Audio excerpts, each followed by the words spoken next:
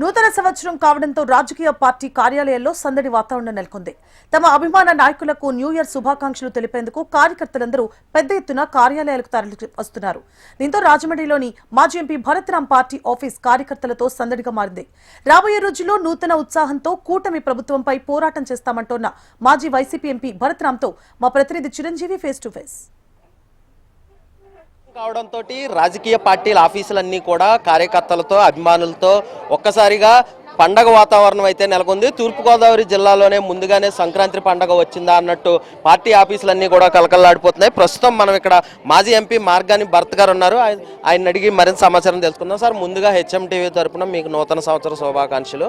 రాజకీయంగా ఇప్పుడు మీ పార్టీ చూసుకున్నట్లయితే కనుక ఫుల్ యాక్టివ్ మోడ్లోకి వచ్చింది. ఎక్కడికక్కడ సోషల్ మీడియాలో కానీ ప్రతి అంశాన్ని కూడా కూటమి ప్రభుత్వాన్ని ఎండగడుతూ మీరు ముందుకెళ్తున్నారు. దీనిపై ఏం చెప్తారు, ప్రజలకు ఏం చెప్పబోతున్నారు? ముందుగా హెచ్ఎం టీవీ ప్రేక్షకులకు, తెలుగు రాష్ట్ర ప్రజలందరికీ కూడా నూతన సంవత్సర శుభాకాంక్షలు. ఈ 2026 సంవత్సరము ప్రజలందరూ కూడా సుఖ సంతోషాలతో ఉండాలి, ఆయురారోగ్యాలతో ఉండాలి. ఖచ్చితంగా ఇవాళ ఆంధ్రప్రదేశ్ రాష్ట్రంలో చూసినట్టయితే జగనన్న లేని లోటు కనబడుతూ ఉంది. జగనన్న ముఖ్యమంత్రిగా ఉన్న సందర్భాల్లో ప్రజలకి పండగ వస్తే చాలు ఏదో ఒక పథకము పేద ప్రజలకు అందుతూ ఉండేది. మరి జగన్మోహన్ రెడ్డి గారిని ఆంధ్రప్రదేశ్ ప్రజలందరూ కూడా గుర్తుకు చేసుకుంటూ ఉన్నారు. ఇవాళ చంద్రబాబు నాయుడు గారు అధికారంలోకి వచ్చిన తర్వాత ఏ వర్గ ప్రజలు ఆనందంగా ఉన్నారని నేను అడుగుతా ఉన్నా. ఇప్పుడు రైతులకి రైతు భరోసా అని 20,000 చెప్పారు. 2 సంవత్సరాల్లో 40,000 వేయాలి.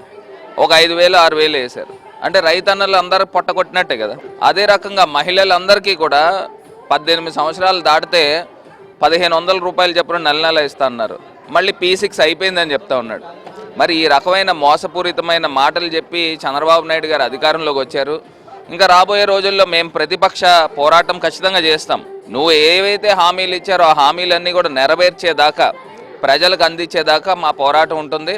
ఇవాళ మెడికల్ కాలేజీలు జగనన్న తీసుకొస్తే ఆ మెడికల్ కాలేజీలని ప్రైవేటైజ్ చేయడానికి ఈయన ఎవరని అడుగుతా ఉన్నాం. మరి ఇవాళ ప్రజలందరినీ కూడా మోసం చేసే కార్యక్రమము చంద్రబాబు నాయుడు గారు చేశారు. ఈ 2026 సంవత్సరము మరింత ఉద్రిక్తంగా మా పోరాటం ఉంటుంది. ప్రభుత్వాన్ని నిలదీస్తాము.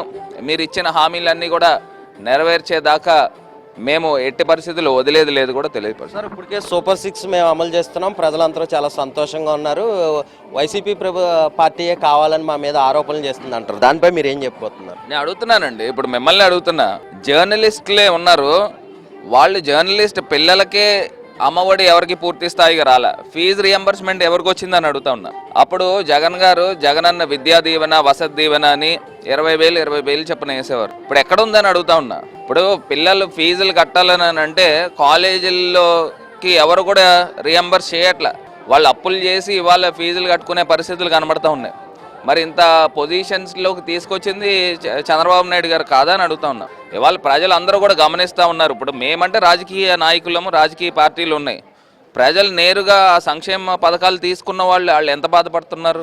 సార్, ఇప్పుడు చూస్తే ప్రస్తుతం ఈ 2 సంవత్సరాల పాలనలో 2 లక్షల కోట్ల వరకు అప్పు చేశారు. గతంలో మీరు చేస్తున్నప్పుడు శ్రీలంక అవుతుందన్నారు. మరి ఇప్పుడు దానిపై మీరు ఏం స్పందిస్తారు? అదే నేను అడుగుతున్నాను. ఇప్పుడు ఈ చంద్రబాబు నాయుడు గారిని, ఇప్పుడు మేము అప్పులు చేస్తేనేమో శ్రీలంక అంటున్నారు, వీళ్ళు అప్పులు చేస్తే అమెరికా అవుతుందా అని అడుగుతా ఉన్నారు. వీళ్ళు తీసుకుని వచ్చి ఇప్పటికి 2 లక్షల కోట్ల పైమాట ఇవాళ అప్పులు చేసి ఇవాళ ఆంధ్రప్రదేశ్ రాష్ట్రాన్ని మరి అప్పుల ఊబిలో కూరుస్తూ ఒక్క సంక్షేమ పథకం కూడా పూర్తి స్థాయిగా ఇవ్వలేని పరిస్థితులు. మరి ఇంత దారుణంగా వ్యవహారం చేస్తూ ఉన్నారు. ప్రజలు అన్నీ గమనిస్తున్నారండి.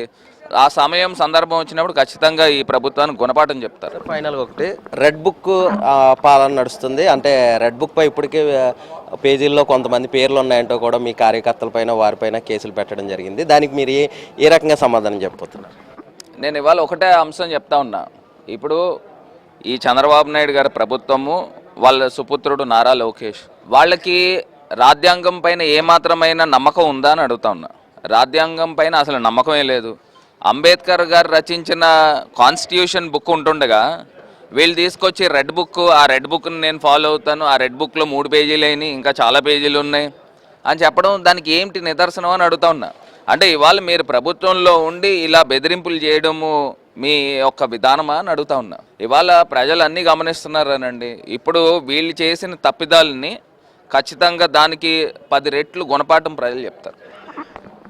అయితే రాబోయే రోజుల్లో నూతన ఉత్సాహంతో ఇటు ప్రభుత్వం పైన పోరాటం చేస్తామంటూ కూడా మనతో చెప్పడం జరిగింది. ఏది ఏమైనా కానీ రాబోయే రోజుల్లో వైసీపీ ప్రభుత్వమే అధికారంలోకి వస్తుందంటూ కూడా ధీమా వ్యక్తం చేస్తున్నారు. వీడియో జర్నలిస్ట్ దుర్గా ప్రసాద్తో చిరంజీవి, హెచ్ఎం టీవీ, రాజమండ్రి.